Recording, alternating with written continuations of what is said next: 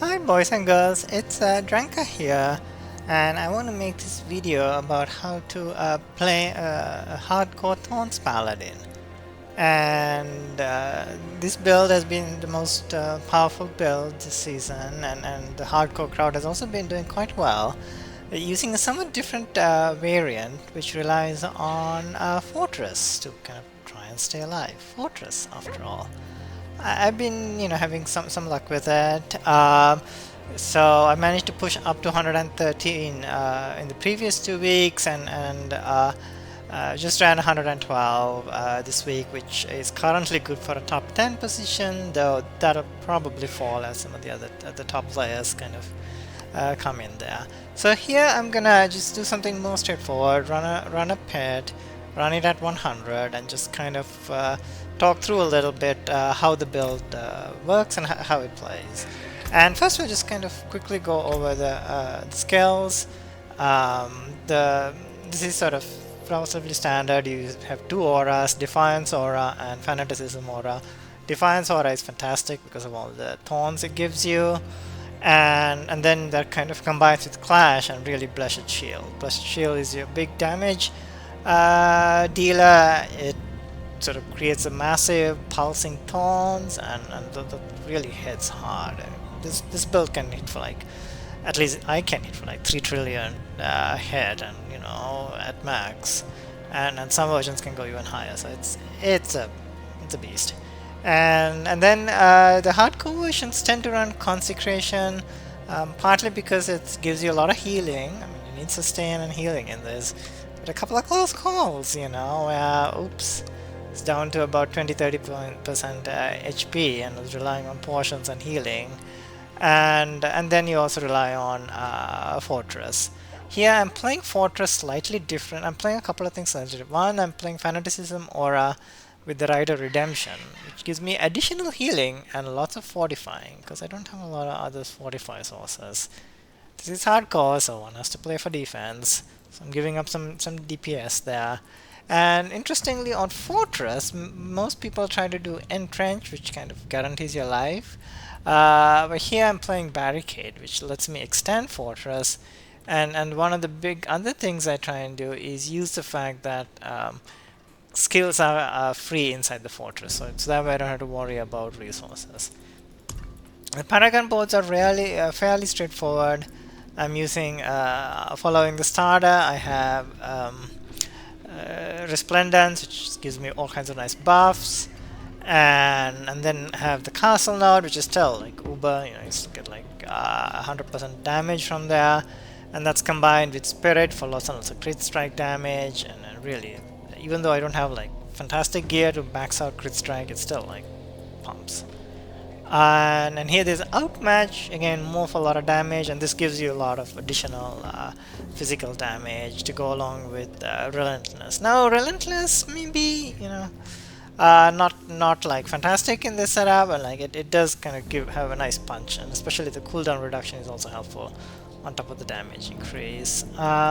Next board we have Beacon, lots of auras, so you just get kind of 90% damage. All you need is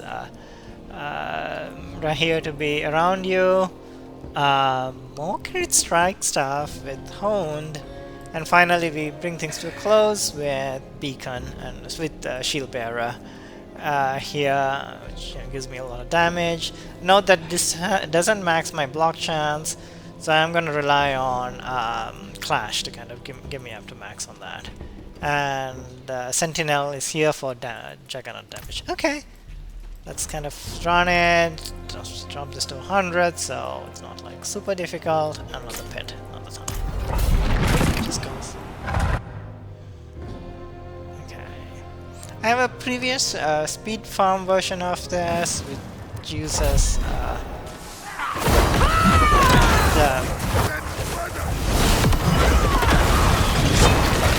ability to move slots. Basically, what you see here is how this thing plays. You just like move into an area, drop Consecration, weaken everything, drop the Fortress, and then aim your discs to do pulse. Okay, Paladin elites. And remember to move around, both not to get hurt. Oops, also explosions! Explosions can kill pretty good! So, and yep, that's how it works. So the one thing about this, it's not like Paladin and it's not like the Wing Strikes. You do have to aim your hands. It's a game, it's supposed to actually do something. Yep, there's go. A nice, almost a 3 trillion head. Damage is dishing out and things are dying, which is good. It is 100. It's not unexpected. I'm dead. So, let's see. I'll be done with the first level fast. And on to the second level. Okay, more action. Oh, and then because of one of the glyphs, the auras also have a nice kind of a cooldown thing. Ambushed by elites from the back. And yep, all things are dead. Oops. CC'd over there. I don't have CC protection, so yeah, it's like the immunity from the. That's always a bit tricky. Anyhow, so it's last one thing is here. Now those saw blades are actually pretty dead. Like they really do kind of come close to me.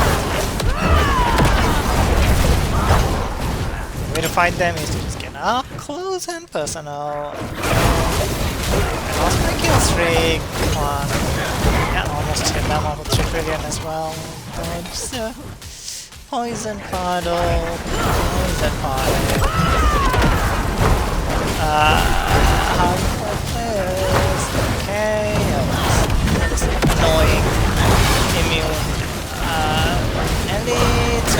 Okay, but things that fast. A lot of dodging of all of those things. Forwards, explosions, my poor hair. And yep, just run to the pack and toss the shield at it. Okay, what was it? Cooldown. Quickly brought back up with cast.